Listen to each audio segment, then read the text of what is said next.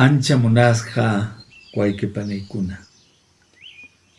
Los acontecimientos del 7 de diciembre del 2022 fueron para todos una sorpresa total.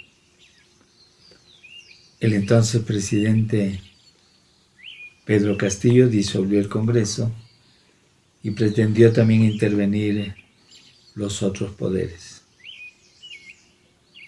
Aparecía esta decisión más allá de lo razonable, difícil de entender. ¿Qué pasó?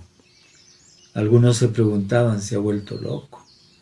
Otros, entre ellos varios comentaristas políticos, calificaron esta actitud de Castillo como una estupidez, una imbecilidad, una idiotez, palabras muy duras.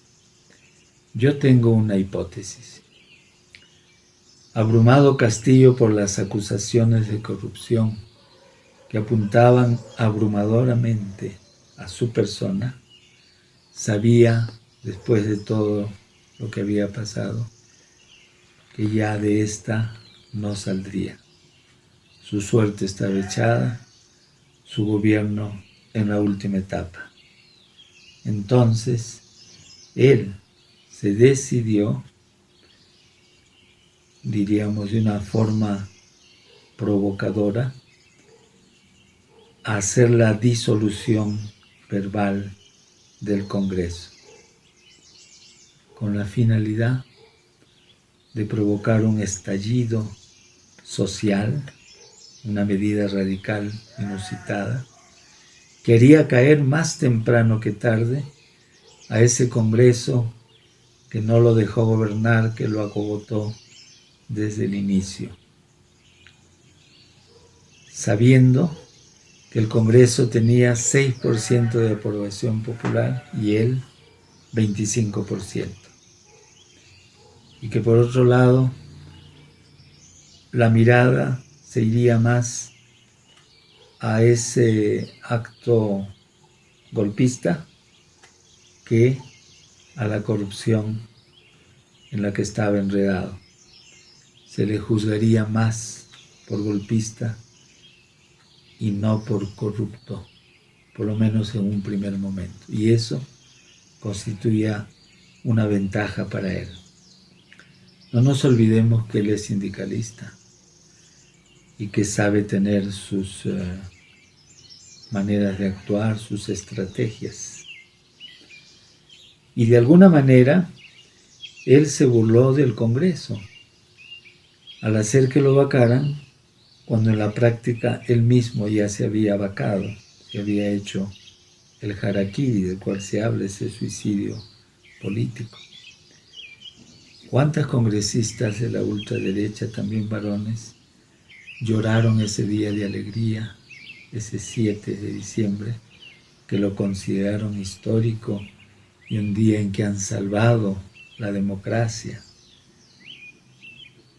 pensando que ya se solucionaba el gran problema del país, que era Castillo?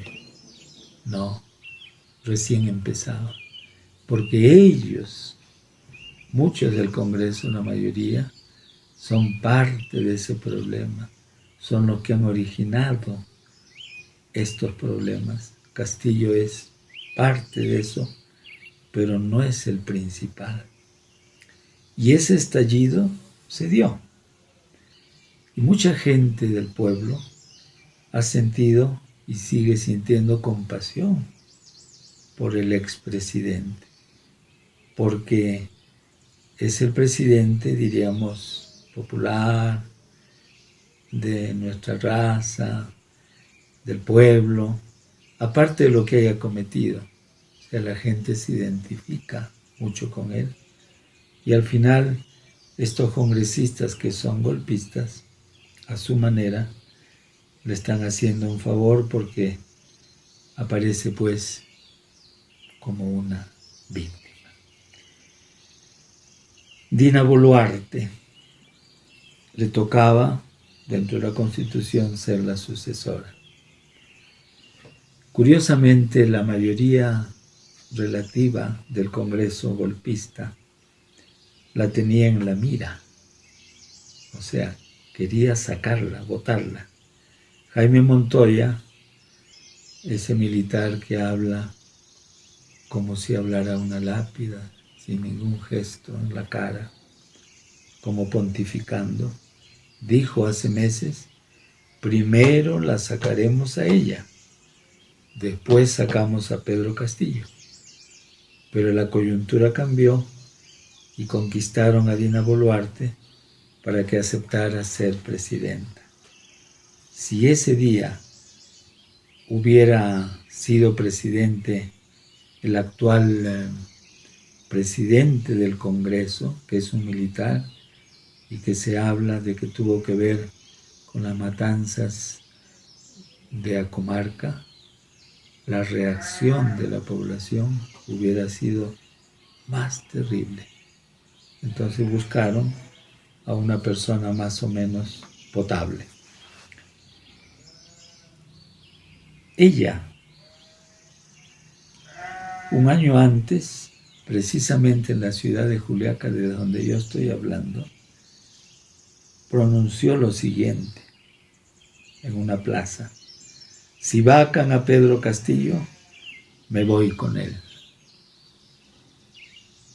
Como es una política como todas y todos, no cumplió esa palabra. Dina Boluarte se dejó llevar por la vanidad del poder y el abrazo y promesa de la ultraderecha. Primer error.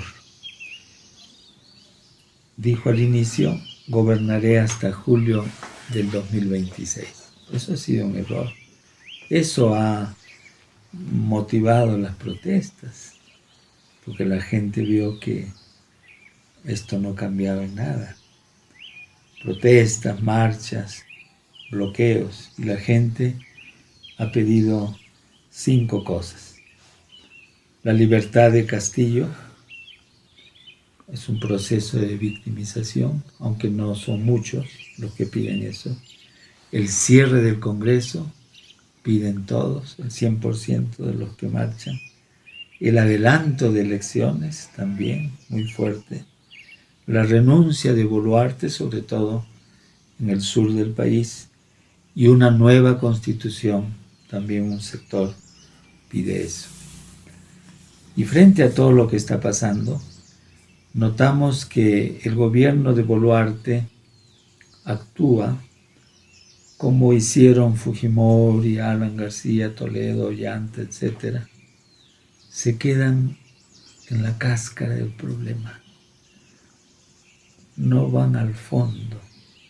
No quieren ver toda la realidad. Y entonces dicen, ¿no?, con desparpajo, que los que marchan son manipulados, son asusados. Eso es lo que siempre dicen muchos gobernantes y poderosos.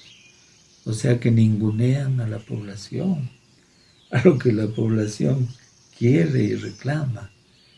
Tratan a la población como gente tonta, como ovejas que siguen al que dirige la manada.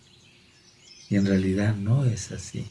Esa es la explicación de ellos para minimizar el problema. Tantos días de reclamos, es que son asusados. Por supuesto que dentro de los movimientos, de los reclamos, hay gente, como en todas partes, que se mete, hay vándalos, incluso, seguro, de los resabios de Sendero Luminoso, sí, pero tarea de la policía es precisamente descubrir eso. Pero porque hay gente que hace eso, incluso desmanes, quema de locales, etc., no van a decir que toda la población es así. Es una población indignada, pero no es una población que quiera crear el caos. Hay gente que crea el caos, pero la población como tal está reclamando un derecho, está enfrentándose a un Congreso que tiene una actitud totalmente antidemocrática, que no quiere escuchar a la población, que le ha puesto todos los candados para que no se exprese y ahora se esté expresando de esa manera. Como todos los gobiernos, el gobierno de Boluarte también ha enviado sus policías a disparar, a matar. ¿Se acuerdan lo de Merino? Ahora ha habido 2 primeros muertos en Andahuaylas, adolescentes. Quedará impune como quedaron las muertes de las cuales tuvo culpa Merino. 2 años y no pasa nada. En fin, ha dicho la señora Boluarte que su gobierno es de transición. Y en todas las medidas que toma se nota que es inexperta. Como dicen, la pradera ya se ha incendiado. Con las muertes, que ya van 8, y desde aquí envío mi pésame profundo a todas las familias y los pueblos donde han muerto estas personas, con esas muertes, peor, se ha avivado el fuego. Y ahora están los militares. ¿Serán correctos? Ellos tienen otra manera, no son igual que la policía. En esta zona, desde el 15, jueves 15 de diciembre, hay un paro nacional indefinido. Si Boluarte no encuentra la manera de adelantar las elecciones para el próximo año, es decir, para el 23, no se calmará la protesta. Y podría hacerlo. Cuando votaron al presidente Vizcarra, entró el siguiente, Sagasti, e hicieron 5 meses después las elecciones, y a los 8 meses ya estaba ingresando el siguiente presidente. Es posible, depende de ellos, de que realmente lo quieran y tomen en cuenta a la población. Y si no, tendrá que renunciar pues esta presidenta y permitir que suba el presidente del Congreso, y según sabemos, según la ley, a los 4 meses tiene la obligación de llamar a elecciones. Todo lo que está sucediendo es para pensar. Nosotros como ciudadanos y ciudadanas, y lo he dicho siempre, tenemos que estar muy atentos a lo que pasa en nuestro país.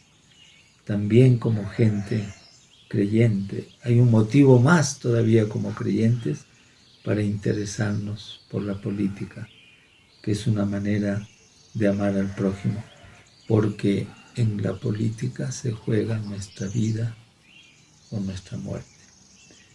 Finalmente quiero decir, aunque la próxima semana continuaremos tocando estos puntos tan difíciles, quiero decir que lo que no pudo hacer Castillo, lo va a hacer y lo está haciendo la población organizada y movilizada. Y con esto, amigas y amigos, les digo, Hamu Semana Kama y Kisin Kama.